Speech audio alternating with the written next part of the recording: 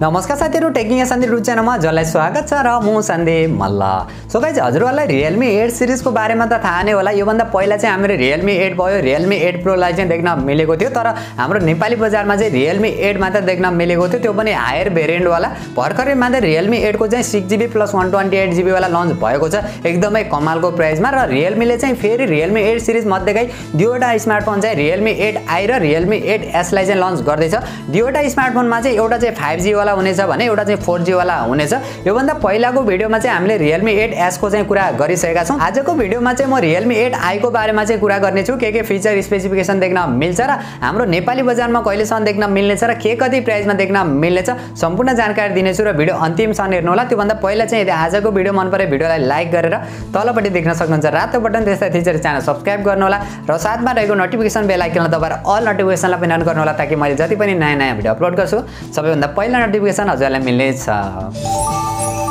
Okay, so guys, अब चाहिँ ढिला नगरी आजको भिडियो सुरु गर्न चाहन्छु र Realme 8i को बारेमा कुरा गर्ने हो भने सबैभन्दा पहिला चाहिँ म यसको डिजाइन, डिस्प्ले र बिल्ड क्वालिटीबाट चाहिँ सुरु गर्न चाहन्छु। 6.5 इन्चको full HD plus IPS LCD display 120 hertz को रिफ्रेश रेटका साथ देख्न मिल्छ भने 240 हर्ट्ज को चाहिँ टच स्याम्पलिङ रेट देख्न मिल्नेछ। वाइड वन L1 को पनि सपोर्ट देख्न मिल्नेछ। 400 ppi को पिक्सल डेन्सिटी देख्न मिल्नेछ। अगाडिपट्टि चाहिँ कोर्निङ गोरिल्ला ग्लास 3 को चाहिँ प्रोटेक्सन देख्न मिल्नेछ भने पछाडिपट्टि चाहिँ फुल प्लास्टिकको डिजाइन देख्न मिल्नेछ, प्लास्टिककै फ्रेम देख्न मिल्नेछ। ओभरअलमा डिजाइन, डिस्प्ले र बिल्ड क्वालिटीलाई हेर्ने हो भने चाहिँ अलिकति डिसअपोइन्ट चाहिँ गराएको छ। Realme ले Realme 8 सिरिजमा चाहिँ सुपर एमुलेड डिस्प्ले युज गरेको थियो यो भन्दा पहिला, योचोटि भने आईपीएस एलसीडी गरेको छ। यो चाहिँ Realme 8 को चाहिँ 5 भन्दा पनि हुन्छ, त्यसकारणले अलिकति डाउनग्रेड चाहिँ गरेको छ।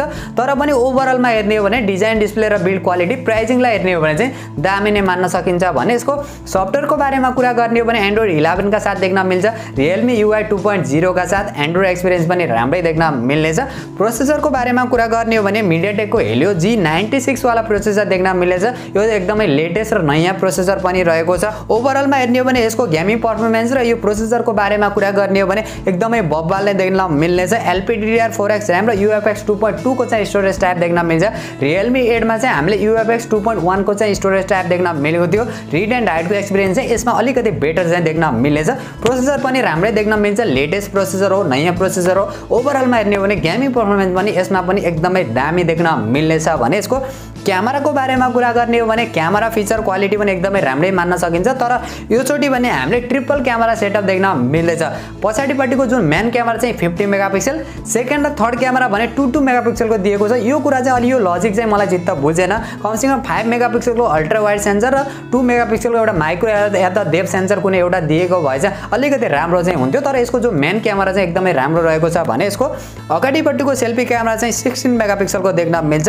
पछाडिबाट 4K भिडियो रेकर्ड 30 fps मा, अगाडिबाट 1080 पिक्सलको भिडियो रेकर्ड गर्न सकिनेछ। ओभरअलमा क्यामेरा फिचर र क्वालिटी पनि राम्रै मान्न सकिन्छ प्राइसिङलाई हेर्ने हो भने। र अरु फिचर र अरु सेन्सरहरुको बारेमा कुरा गर्ने हो भने यसमा हामीले साइड माउन्टेड फिंगरप्रिन्ट सेन्सर देख्न मिल्नेछ।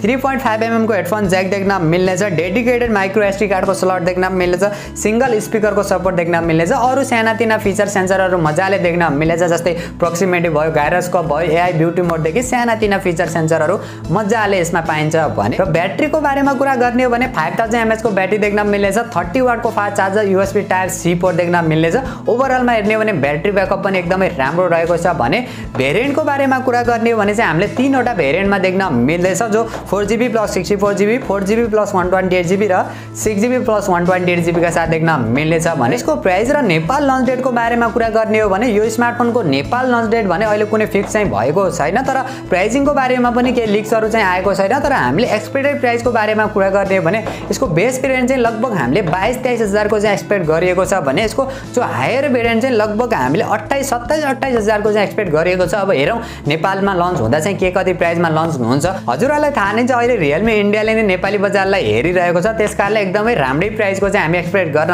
सकिन्छ। सो गाइस, यही थियो Realme 8i को ओभरअल डिजाइन, फिचर र स्पेसिफिकेसन र मेरो पर्सनल ओपिनियनको बारेमा कुरा गर्ने हो भने यदि यो स्मार्टफोन 22-23 हजार मा चाहिँ नेपाली बजारमा लन्च भयो भने चाहिँ एकदमै बब्बाल नै मान्न सकिन्छ। ओभरअलमा फिचर स्पेसिफिकेसनलाई हेर्ने हो भने अब हेरौं नेपाली बजारमा के कति प्राइसमा लन्च गर्छ।